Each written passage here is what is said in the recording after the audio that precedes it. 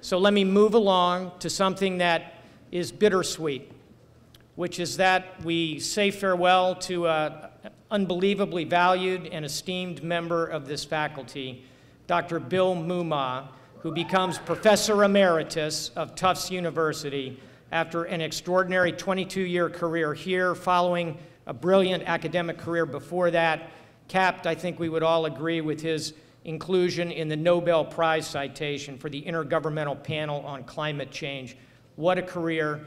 Bill, can I ask you to come up, accept a certificate, and the warm friendship of this audience for your service on this faculty.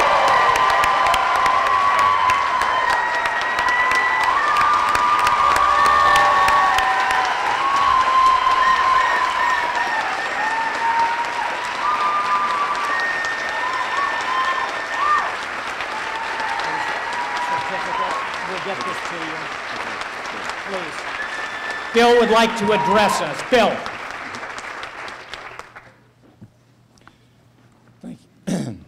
Thank you all very much, and thank you, Dean Stavridis, for giving me the opportunity to thank my colleagues and faculty and staff and to make a couple of remarks to you students.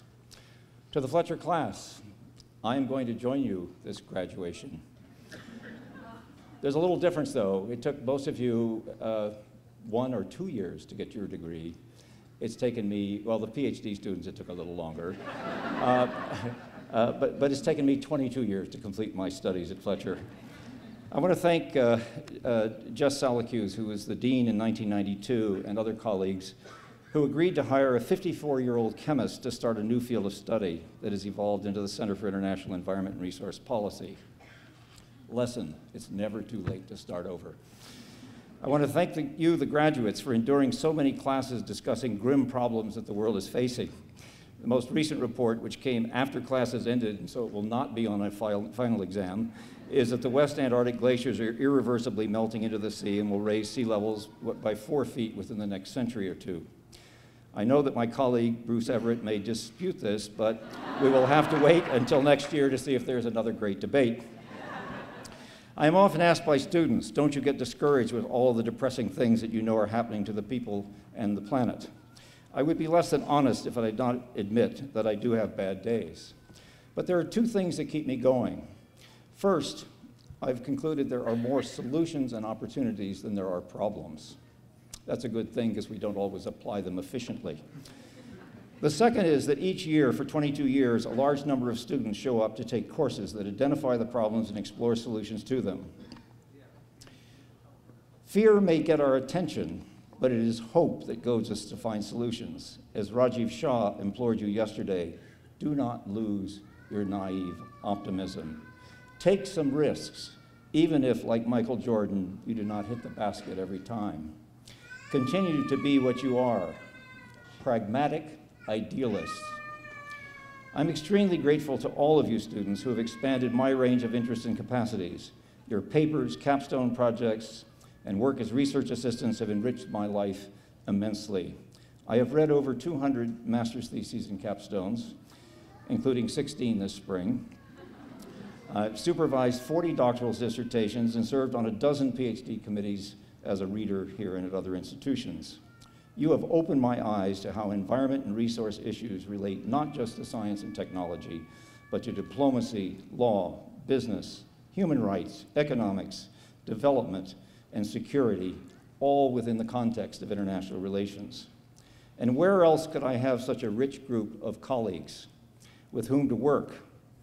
For example, today there are 3 PhD graduates whose committees I chaired, but I was joined by Bernard Simonin from Business on one, Bill Martell from Security Studies on another, Andy Hess from Southwest Asian Studies on another, and Kelly Sims Gallagher in my own field as well.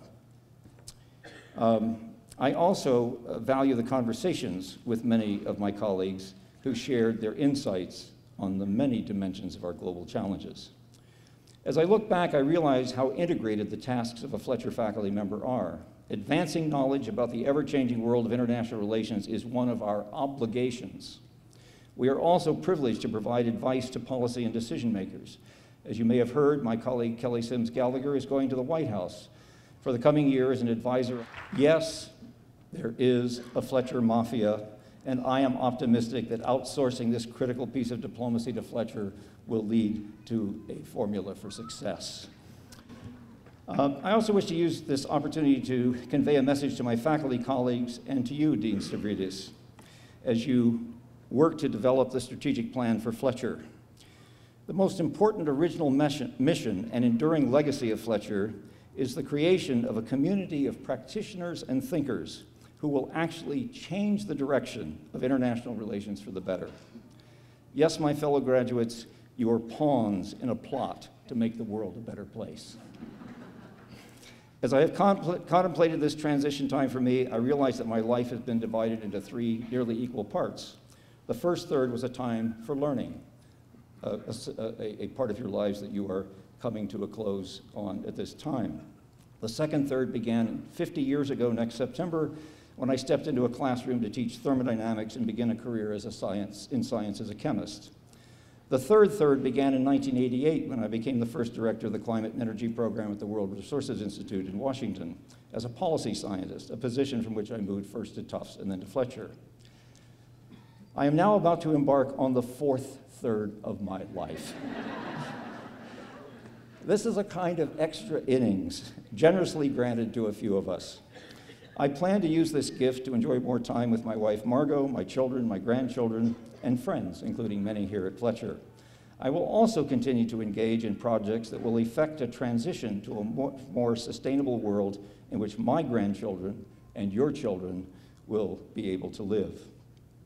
Let me leave you with some advice that sums up my own good fortune of having not one but 2 rewarding careers, and which may provide some guidance for you. Allow me to close by reading The Road Not Taken by Robert Frost. 2 roads diverged in a yellow wood, and sorry I could not travel both and be one traveler. Long I stood and looked down one as far as I could, to where it bent in the undergrowth. Then took the other as just as fair, and having perhaps the better claim, because it was grassy and wanted wear, though as for that, the passing there had worn them really about the same. And both that morning equally lay in leaves, no step had trodden black. Oh, I kept my first for another day, yet knowing how way leads on to way, I doubted if I should ever come back. I shall be telling this with a sigh, somewhere ages and ages hence. 2 roads diverged in a wood, and I took the one less traveled by. And that has made all the difference.